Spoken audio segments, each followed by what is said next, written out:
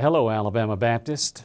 I know you are in the midst of the long, hot days of summer, and before we know it, the kids will be back in school and we will have another opportunity to serve the Lord at the peak time in the fall. Hard to imagine right now with the temperatures so high and the heat so great, but the days of transition are before us. Let me tell you something I've been thinking about recently. I love the story of General Omar Bradley. Those of you who know me know that I love military history and American history in general, world history to a lot of degree.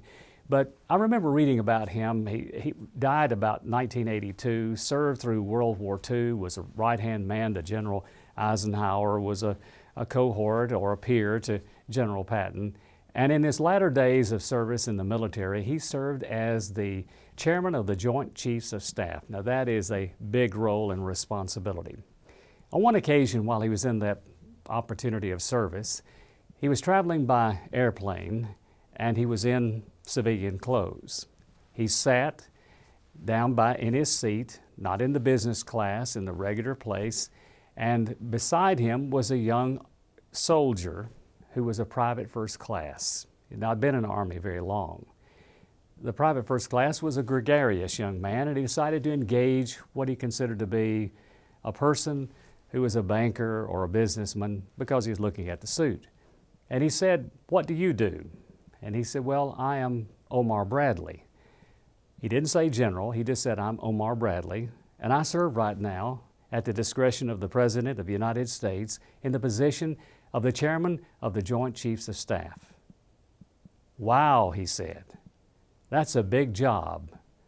I hope you don't blow it." We have a big job as believers and followers of Christ.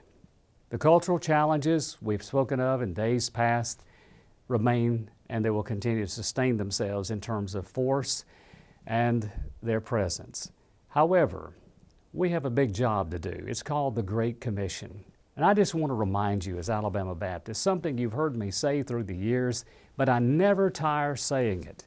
We have one mission, the Great Commission. We have one program, the Cooperative Program. And we have many ministries. We call them Great Commission ministries. This is our moment in time. We don't choose the circumstances and we don't control everything that happens, but we have been given the Great Commission. Let's don't blow it. Let's show it. Let's serve the Lord and do our best to bring forward the future in the brightest sense of the word, seeing people come to know Christ and to serve Him faithfully.